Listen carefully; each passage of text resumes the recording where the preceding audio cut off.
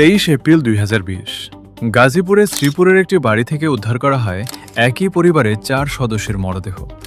নিহতদের মধ্যে ছিলেন একজন মা, তার 2 কিশোরী মেয়ে এবং মাত্র 6 বছরের এক প্রতিবন্ধী শিশু।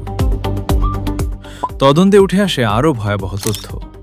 নিহত 4 জনের মধ্যে 3 জনকে হত্যার আগে নির্যাতন করা হয়েছিল।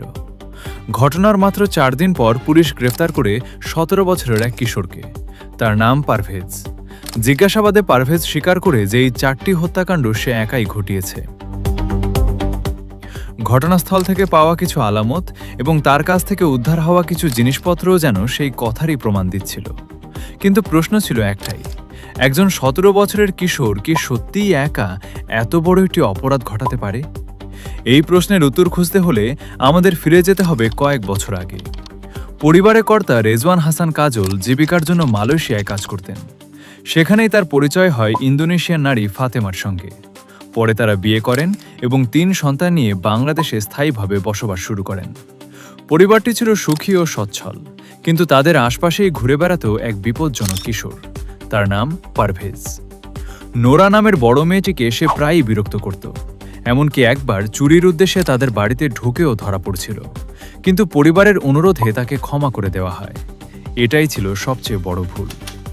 তদন্তে জানা যায় এর আগেও পারভেজ একটি শিশু হত্যা মামলায় অভিযুক্ত ছিল। অল্প বয়সের কারণে সে শিশু আইনের আওতায় বিচারাধীন ছিল এবং পরে জামিনে মুক্তি পায়।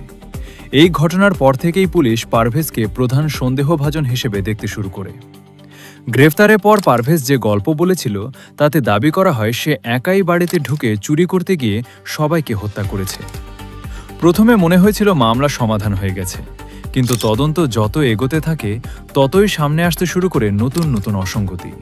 একজন কিশোরের পক্ষে একা 4 জনকে নিয়ন্ত্রণ করা, দীর্ঘ সময় ধরে বাড়ির ভেতরে অবস্থান করা এবং পুরো ঘটনাটি ঘটানো বাস্তবতার সঙ্গে পুরোপুরি মিলে যাচ্ছিল না।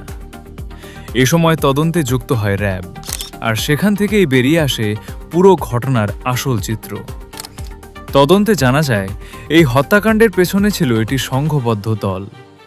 মূল পরিকল্পনাকারী ছিল কাজিম নামে এক ব্যক্তি, যে পেশায় রিকশা চালক হলেও জুয়া ও নেশায় আসক্ত ছিল। ফাতেমার স্বামী বিদেশ থেকে অনেক টাকা পাঠাতেন। এলাকায় এমন গুজব ছড়িয়ে পড়ে যে তাদের বাড়িতে নাকি 20 লাখ টাকা রাখা আছে। এই গুজবই কাজিমের মনে লোভ সৃষ্টি করে। সে কয়েকজন সহযোগীকে নিয়ে ডাকাতির পরিকল্পনা করে, আর বাড়িতে ঢোকার জন্য ব্যবহার করে নিজের ছেলে পারভেজকে। 22 এপ্রিল গভীর রাতে তারা বাড়িতে প্রবেশ করে, কিন্তু ভেতরে ঢুকে তারা জানতে পারে যে কথিত 20 লাখ টাকা আসলে বাড়িতে নেই। এরপর পরিস্থিতি ভয়াবহ রূপ নেয়। ডাকাতি দ্রুত রূপ নেয় এক নৃশংস অপরাধে। ঘটনা সেখানেই থেমে থাকেনি।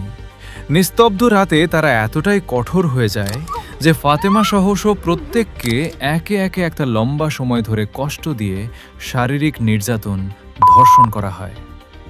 এতটাই নিচে নেমে গিয়েছিল তারা। ঘটনার সাক্ষী যেন কেউ বেঁচে না থাকে সেই উদ্দেশ্যে একে একে হত্যা করা হয় পরিবারের 4 সদস্যকে। সবশেষে পরিকল্পনা অনুযায়ী পারভেজকে শেখানো হয় পুরো দোষ নিজের কাঁধে নিতে, কারণ তার বয়স কম ছিল। তদন্তের শুরুতে পরিকল্পনা কাজও করেছিল, কিন্তু র্যাবের পৃথক তদন্তে একে একে বেরিয়ে আসে কাজিম এবং তার সহযোগীদের সম্পৃক্ততার তথ্য। পরে অভিযুক্তরা গ্রেফতার হয় এবং মামলার বিস্তারিত চিত্র প্রকাশ্যে আসে। এই ঘটনার সবচেয়ে মর্মান্তিক দিক হল, যে টাকার লোভে পুরো অপরাধটি সংঘটিত হয়েছিল সেই টাকা বাস্তবে কখনো ওই বাড়িতে ছিলই না।